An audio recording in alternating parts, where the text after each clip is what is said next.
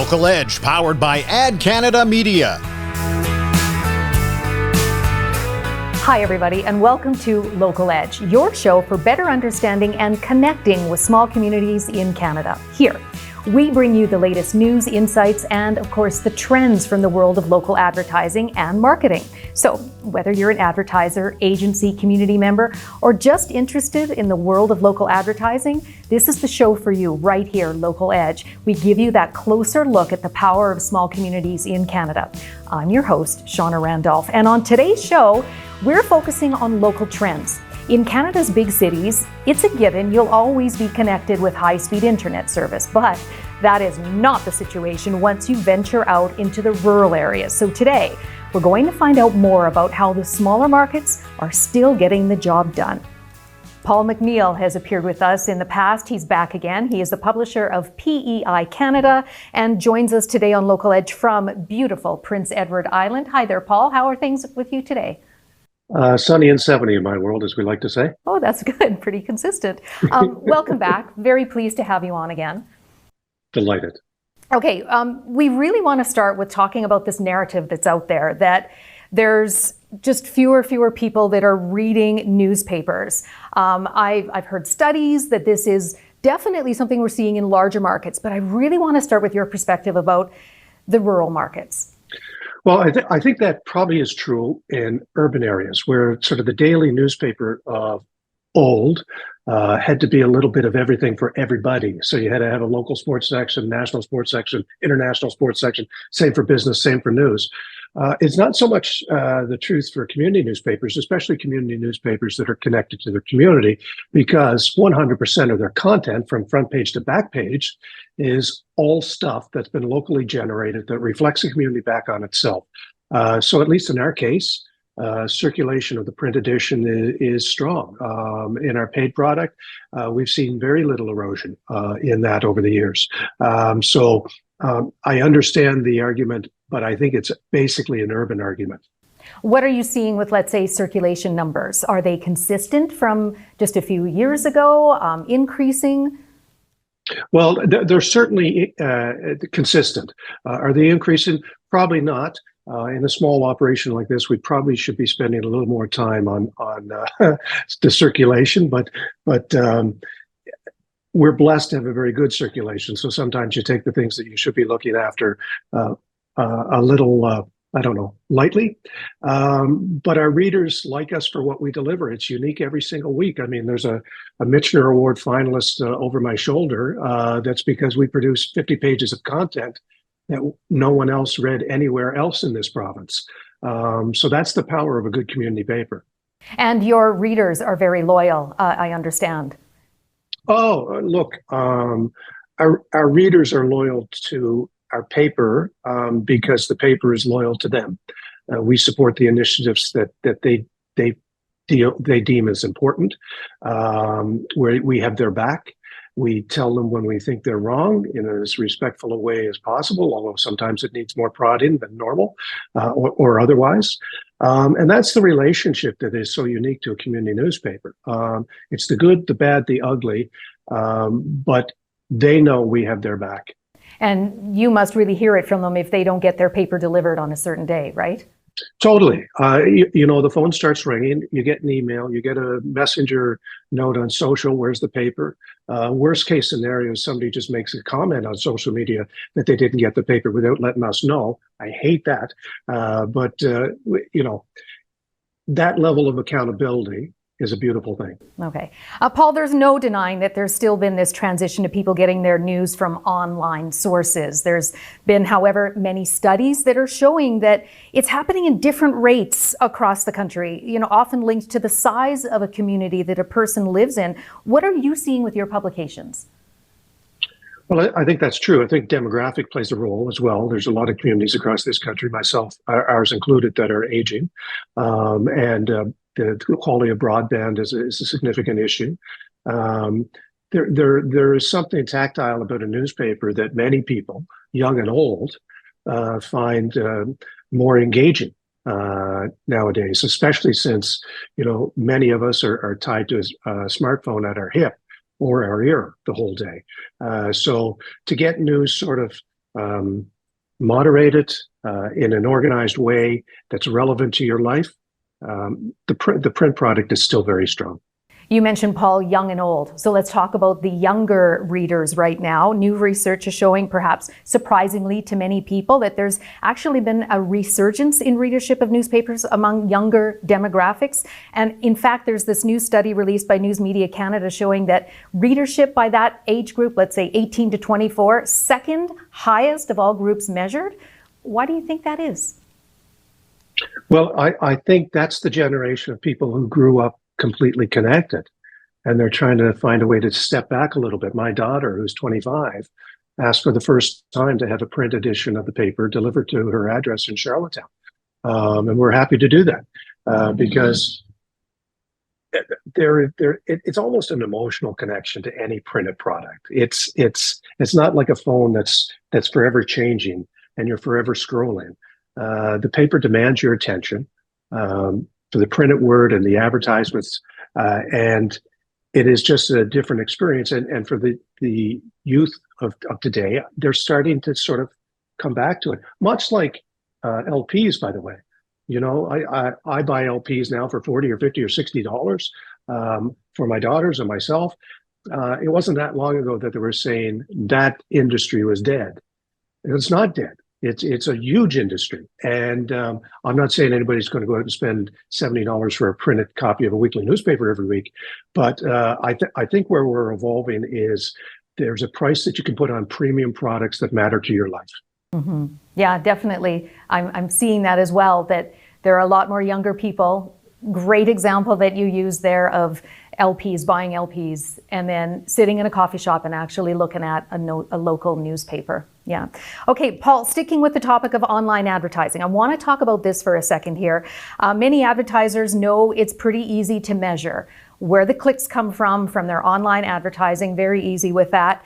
Yet, several recent studies are showing that newspapers do in fact drive more traffic more effectively than online platforms. What are your thoughts on that, and what are some of the things that publishers and local advertisers are doing to achieve measurability with this? Well, this is an interesting one because I think in part we've been hornswoggled by the notion that clicks and impressions actually amount to something. They don't. It's the bums in the seats exercise, right? How many tires did Sam's Tires sell this week? And that's that's the unique thing about a local. I don't need to spend a lot of money on Google Analytics to know if a local car retailer sold tires based on an ad in my paper. He'll tell me, and I'll know. So, I mean, the analytics that matters to me: did your ad work? Are you selling your product? Is your brand increasing in our community? Those are easy just by talking to the owner.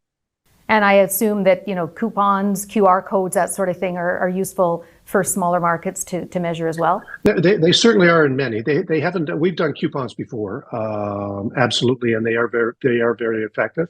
The QR codes, it's a great product. Not something that is really going to play that well in rural Prince Edward Island right now.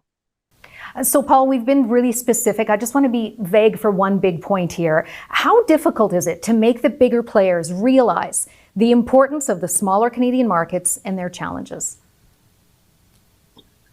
Well, look, democracy flows uphill. And when you see a community newspaper or any community media, could be cable, could be radio, could be a small town daily, close, the impact that has on the greater community is astounding because no one's going to the town hall to cover city hall or town council. Nobody's going to the school board. Nobody's going to graduation. Nobody's going to the rink or ringette.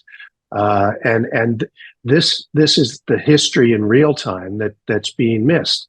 And if you look at, we need a mix of media in this country. We need strong local media. We need good regional media, and we need strong national media. Because, you know, if something breaks in a national media, but it's PEI based and it's rural PEI based, chances are their reporters are going to contact me or one of my employees at some point in time to get on the ground expertise.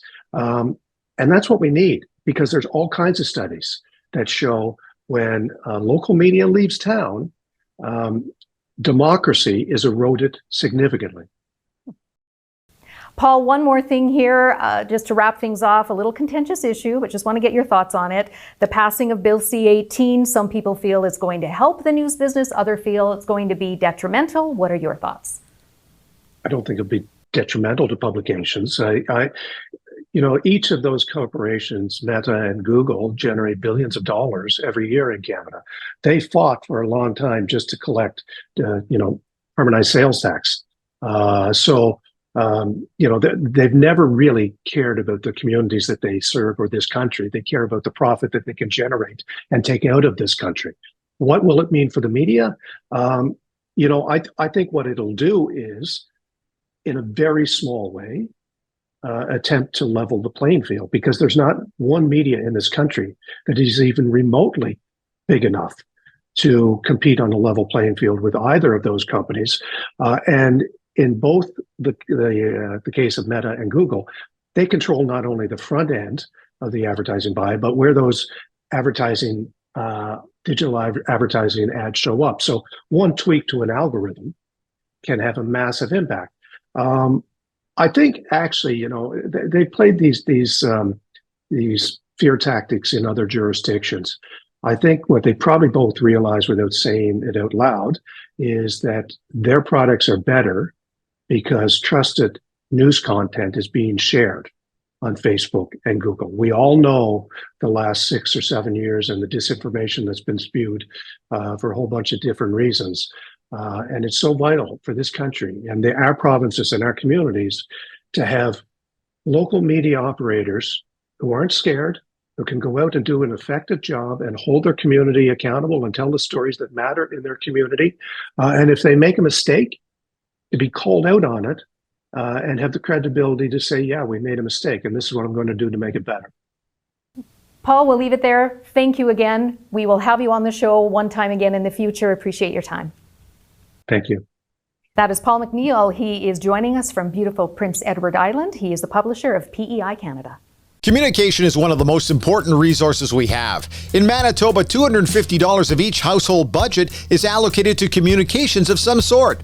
For more data like this and a better understanding of connecting with local markets, visit AdCanadaMedia.ca.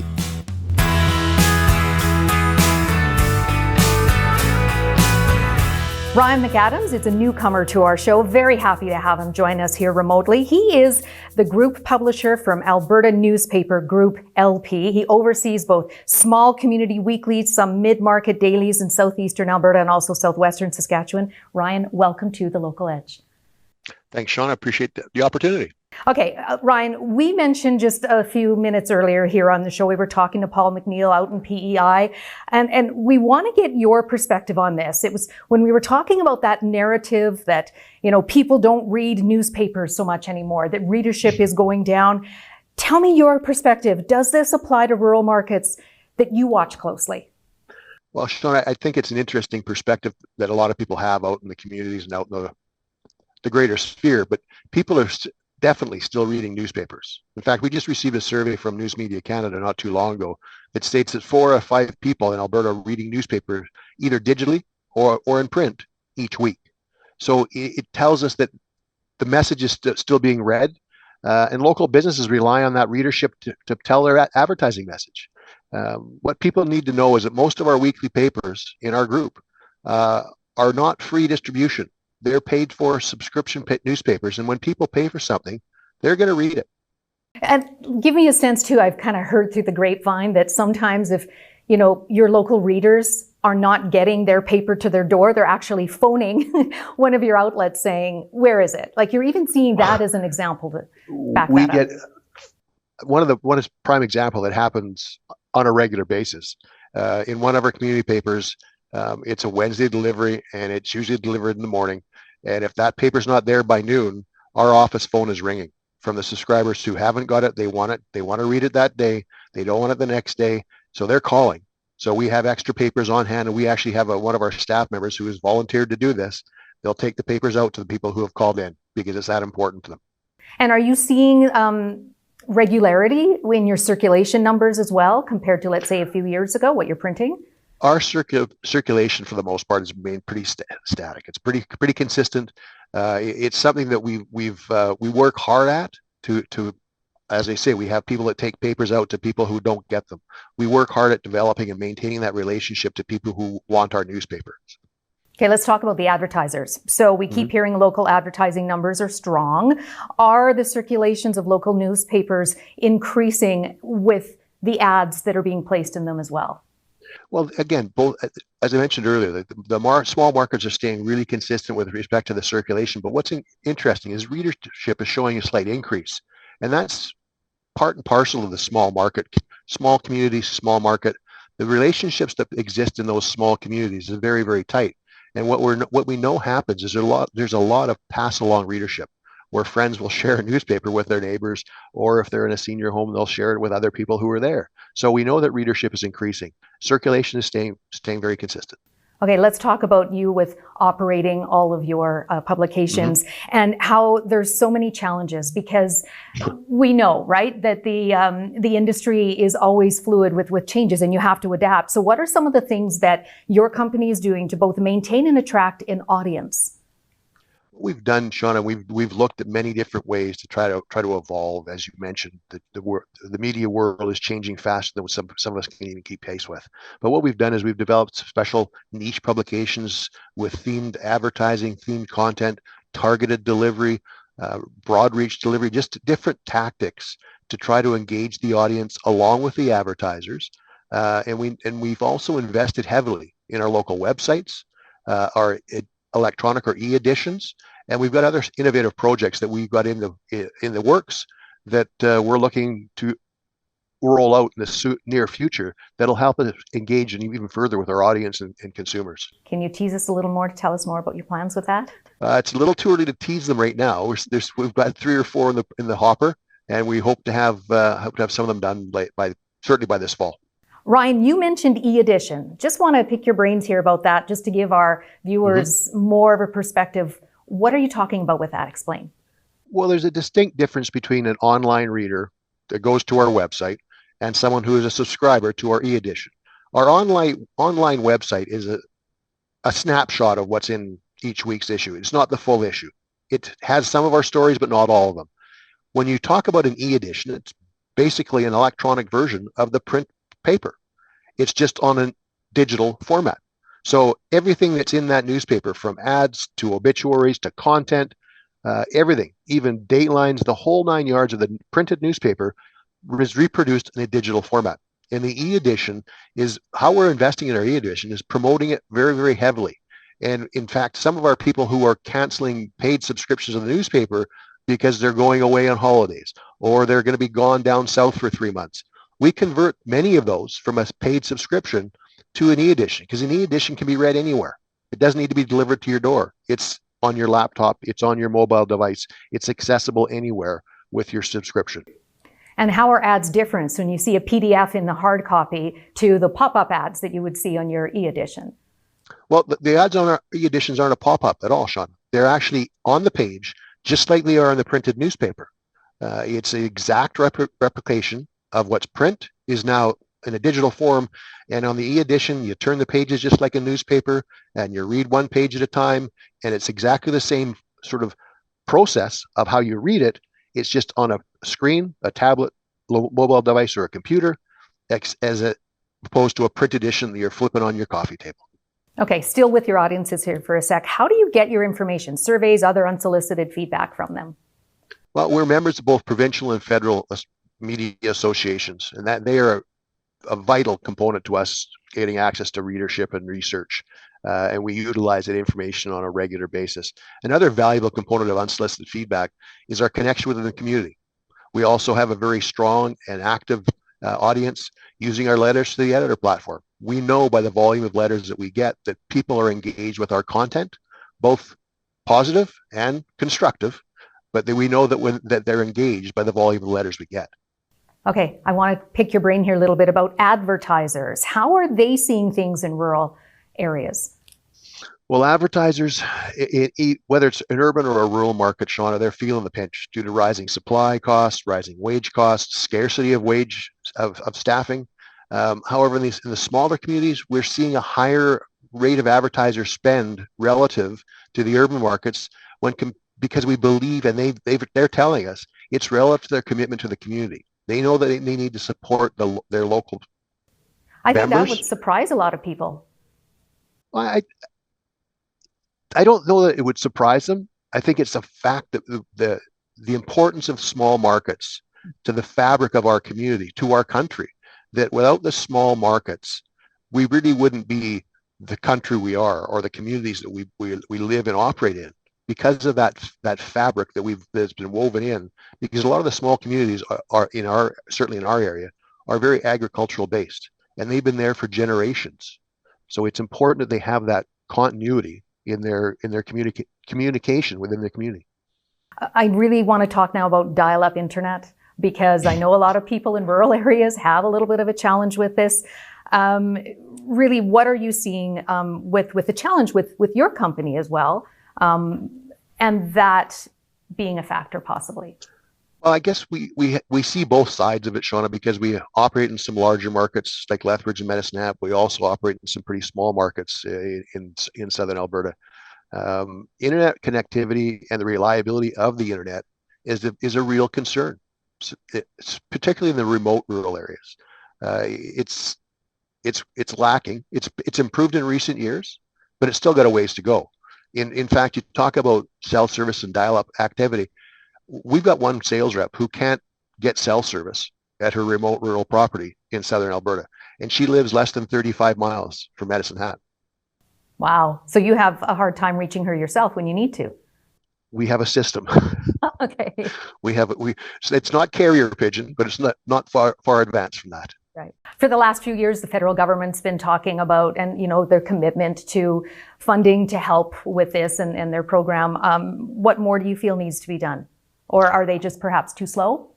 I think that the two hands of the federal government don't necessarily speak to each other all the time.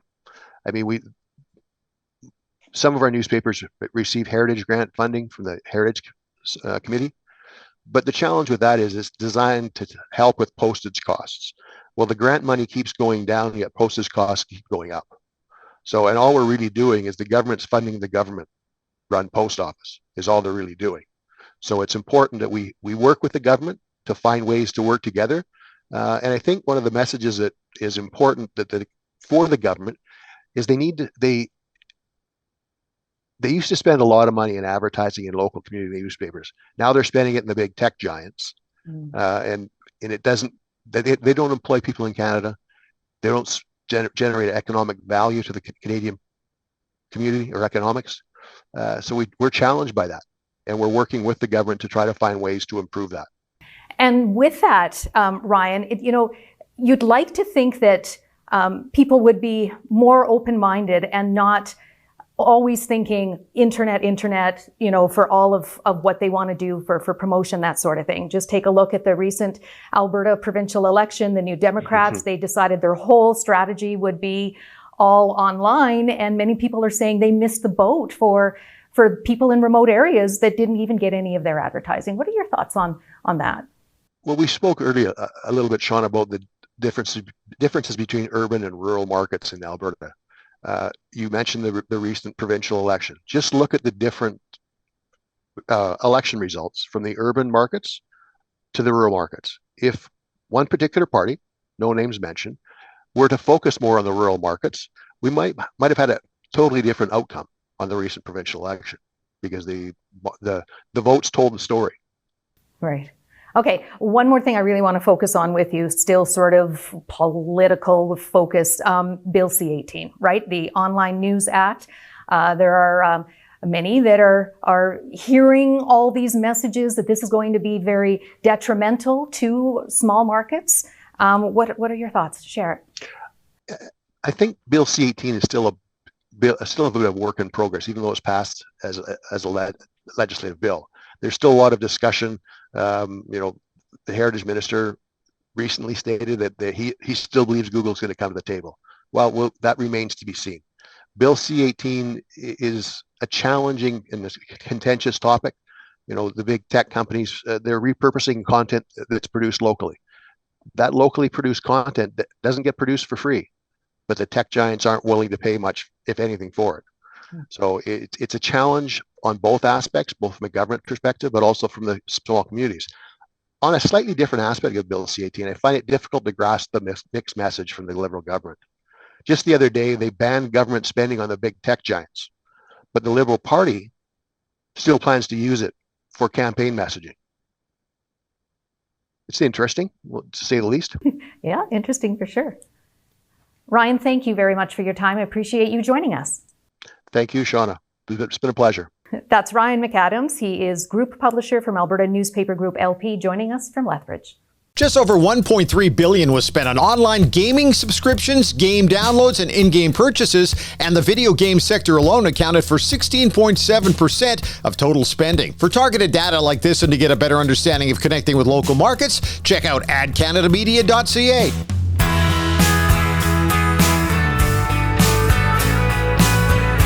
Time now to bring in our executive producer here of Local Edge, Jeff Beardworth, also with AdCanada Media. Hi, Jeff. You've been listening in.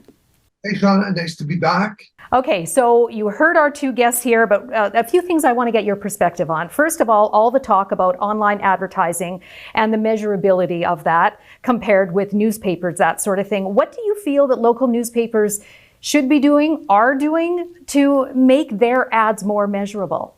You know, one of the we do see, Shawna, first off, we do see and we do recognize that the attractiveness of being able to determine whether or not an ad worked or didn't work is huge, right? And you know, I think that's one of the things that newspapers, other traditional media have really been challenged with is, you know, historically there's really not been a way to effectively measure whether or not a newspaper ad drove traffic to a website or brought people into a store. That's in spite of the fact that study after study after study says that newspapers are in fact the most effective media in terms of getting people into a store. One of the things that we're starting to see a lot more now is advertisers at our level. And I'm talking about advertisers that have, you know, franchises across the country or you know, locations, you know, in certain markets. They're starting to use a lot more QR codes to determine whether or not people actually use that ad that appeared in the newspaper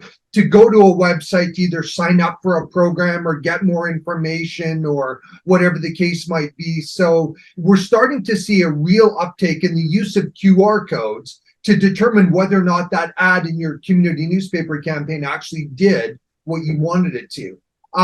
Believe it or not, we still see a strong use of coupons. You know, those clip your coupon from the newspaper and take it in and get $5 off your Happy Meal or whatever the case might be. There's a continued use of coupons to, you know, try and determine, did this ad actually create some traffic to my restaurant or to my store or whatever the case might be. And I think the other one that we're starting to see a little bit now is the use of a unique URL or a unique website, www.mystore.newspaper. You know, so the analytics on that URL can then be used by the advertiser to determine, did this person visit my website on a whim? Was it an accident? Or did they actually get that URL from a specific newspaper and come to my site to learn more? So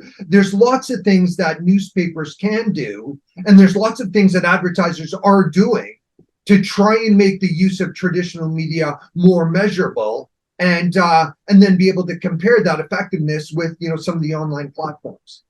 So Jeff, now focusing on online advertising, I'd imagine with your experience with AdCanada Media, you often have clients specifically looking for your guidance, expertise on online advertising. What do you tell them? You know what? We do, Shawna. We absolutely get, you know, advertisers regularly wanting to know, can they get an ad on a specific newspaper's website? Our response is usually, you've got to look at the markets individually. You can't, it's very difficult to execute a campaign at scale and pigeonhole it as an online campaign or a print campaign or whatever the case is, because the ability for online to reach an audience is going to vary market by market. In larger communities, in bigger centers like in Edmonton or St. Albert, yes, there will be a critical mass of website traffic that makes an online campaign something worth pursuing. But when you get into smaller markets, more rural, remote markets, the online traffic isn't there at scale, right? A lot of times advertisers have the opinion that they can slice and dice website traffic on a small newspaper website, and they don't realize that by the time you're done slicing and dicing, you're left with an audience of 20 people, which really doesn't make it worth pursuing. So our advice to an advertiser would be, yes, we will absolutely pursue an online campaign, but we really need to look at markets individually and on their own merits, because what might work in one is most likely not going to work in another. And there's lots of things that go into that. I think another thing that advertisers need to know is that when you get into smaller markets, it's very difficult to pinpoint the geography from which your traffic is coming from. For instance, you might live in Coaldale, Alberta, and you might be using the web to visit, a certain store's website. They might look on their analytics report and see you appearing in their analytics report as traffic coming from Toronto, not necessarily from Coaldale. That's because in a lot of these small markets, the internet service provider is based in Vancouver or it's based in Toronto. So by the time you've actually looked at your report, it's really difficult to determine, is this person coming from the market that I'm targeting, or is this visit appearing from a city where the internet service provider is based? So there's lots of challenges that go into determining, is the online campaign effective for reaching people in smaller markets? Jeff, just one more thing I want to get your viewpoint on. We've been talking here today about Bill C-18, the Online News Act. What's your take on it? You know what, at the end of the day, I think Bill C-18, the Online News Act, is hugely important for the Canadian media industry. We need to find ways to protect local journalism. Now, it's still a bit of a work in progress. There's still some kinks and stuff that need to be ironed out, but I think in the long run, it's definitely got the potential to help. That being said, it is a bit of a contentious bill for sure. I know that the social media companies and the Googles have kind of fired back, saying that this bill could end up being detrimental to the news media industry because their platforms have threatened to block news, which would potentially decrease the amount of traffic that are going to the newspaper websites. My take at the end of the day is, once again, we need to realize the difference between what matters to people who live in larger cities versus the news that matters to people who live in smaller communities. And I think at the end of the day, Bill C-18 is as much about protecting the news in small communities as it is in bigger communities. Small newspapers, Shawna, don't rely on people coming to their website through a Google search or a post on Facebook. People come to that newspaper's website because they need to know everything that's going on within their community. It's not like somebody sits down at a computer and Googles, what was the score of the hockey game in the Cardston, at Cardston Arena last night. That's not how they use the internet to get local news. What they typically do is just go to the newspaper's website and read either the e-edition or the website itself. So I think at the end of the day, the bill itself has definitely got the potential to assist the news media industry, perhaps give it some sustainability. As far as Google and Facebook threatening to block news, I don't necessarily know that is something that is going to affect most of the markets that AdCanada is focused on, and that is mainly small, rural, and remote. All right. Thank you. We really appreciate everything. Your executive producing here, bringing this show together, and your viewpoints. Thank you very much, Jeff. Thank you. That's Jeff Beardworth. He is the executive producer of Local Edge and with AdCanada Media. People still love leafing through a good magazine. An average of close to $50 per household was accounted for annually on magazines and periodicals in Prince Edward Island. For more data like this and a better understanding of connecting with local markets, visit AdCanadaMedia.ca.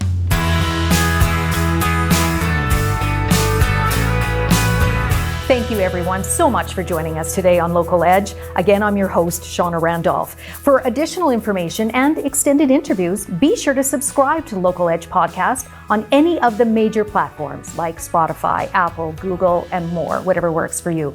Also, check out our website too. It's adcanadamedia.ca. That's it for today. Thank you again for joining us. See you next time on Local Edge.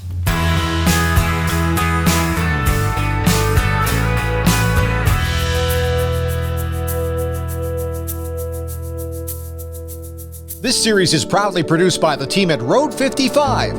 Road 55 creates content that connects. For more information, check our website, www.road55.ca.